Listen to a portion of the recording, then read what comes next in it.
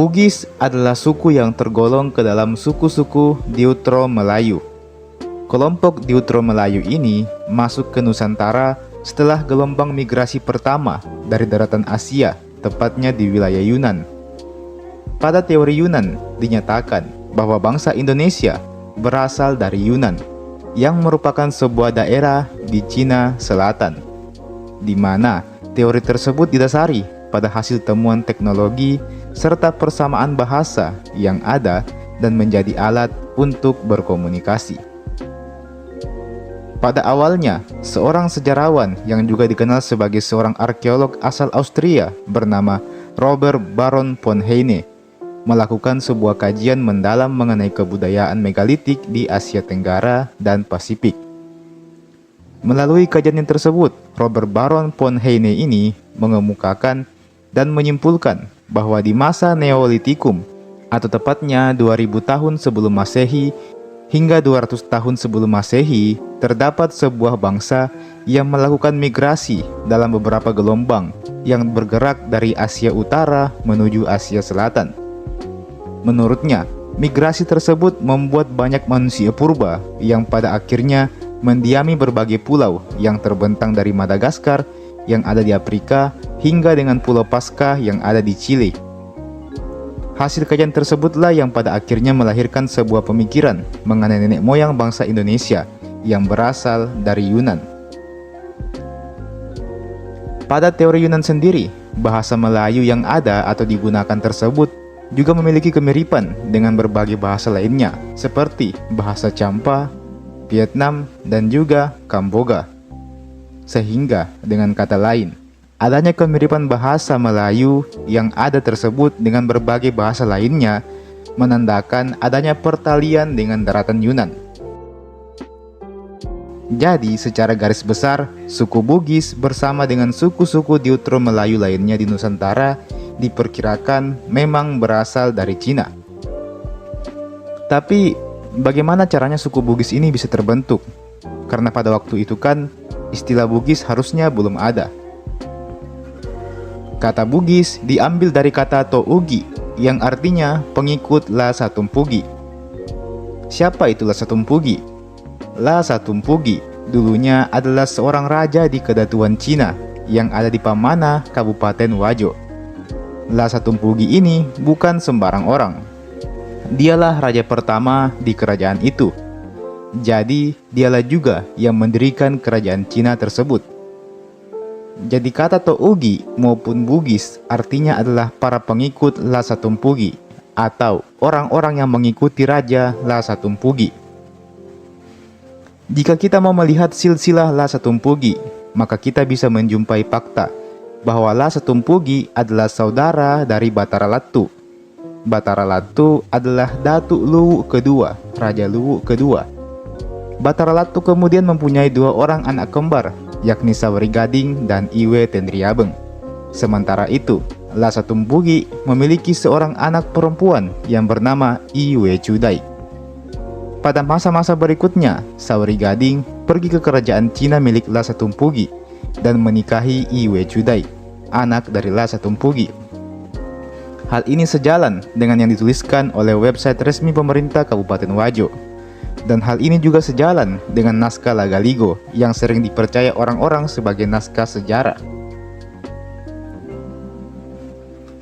Jika kita merujuk pada hal ini saja, maka tentu kita bisa mendapati fakta bahwa Lhasa Tumpugi berasal dari kerajaan Luwu karena bersaudara dengan Batara Latu, sang Datuk Luwu kedua. Jika demikian, maka orang-orang Tougi atau Bugis ini juga berasal dari kerajaan Luwu. Bila kita menerima fakta bahwa keluarga penguasa Luwu dan Cina berasal dari satu garis keturunan, dan fakta bahwa hubungan antara dua kerajaan ini dipertahankan lewat pernikahan dan kesamaan kepentingan ekonomi, maka tentu saja kita bisa memahami kerjasama yang terjalin di antara kedua kerajaan ini. Cina dan Luwu dihubungkan oleh leluhur istana yang sama, dan hubungan ini dijaga lewat pernikahan, setidaknya sampai abad ke-15. Kedekatan hubungan historis Cina dan Luwu tampak dalam cerita Lagaligo lewat perkawinan Saweri Gading. seorang pangeran dari Luwu dengan sepupunya Iwe Chudai, putri dari Cina.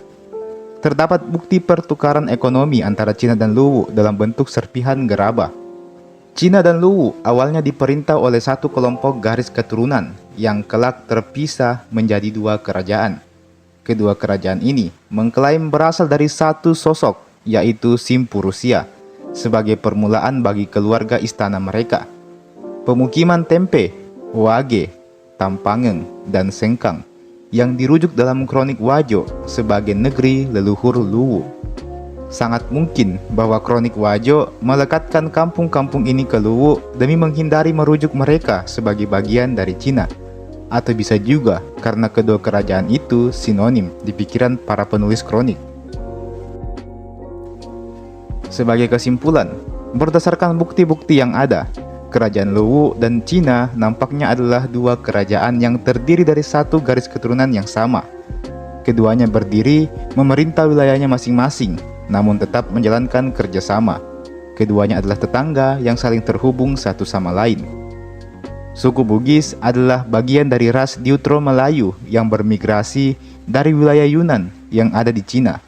Pada perkembangannya, lahirlah Kerajaan Luwu di Sulawesi Selatan. Dan di Kerajaan Luwu ini lahirlah seorang anak yang bernama Lhasa Tumpugi, yang kemudian mendirikan Kerajaan Cina.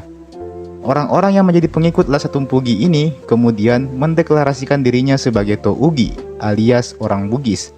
Jadi, orang-orang Bugis adalah sebutan untuk para pengikut Lhasa Tumpugi. Dalam perkembangannya, Bugis mulai tumbuh dan menjadi sebuah suku yang besar seperti sekarang ini. Mungkin itu juga penyebab mengapa orang-orang Bugis dan Luwu punya beberapa tradisi yang sama, namun bahasa yang digunakan justru berbeda. Jadi Luwu kayak Bugis tapi Luwu bukan Bugis, sedangkan orang Bugis kayak Luwu tapi orang Bugis juga bukan orang Luwu. Lantas, apakah kerajaan Cina di Wajo itu berasal dari negeri Cina? Sayangnya, tidak ada sumber pasti yang menjelaskan hubungan antara dua daerah tersebut. Kalau kalian ada saran dan tambahan atau masukan, bisa tuliskan di kolom komentar di bawah.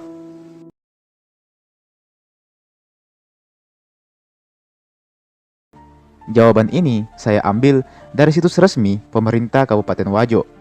Linknya ada di deskripsi.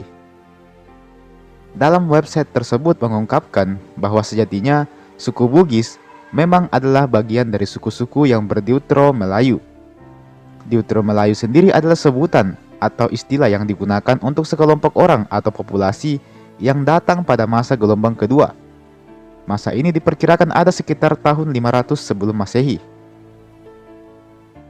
Selain suku Bugis yang tergolong ke dalam Deutero Melayu, terdapat pula suku-suku lain, yaitu Aceh, Bali, Betawi, Jawa, Minangkabau, Sunda, Madura, dan Makassar. Jadi, bisa dibilang bahwa memang suku Bugis ini adalah bagian dari Melayu, bersama dengan suku-suku lain yang ada di Indonesia. Lantas, masih timbul sebuah pertanyaan.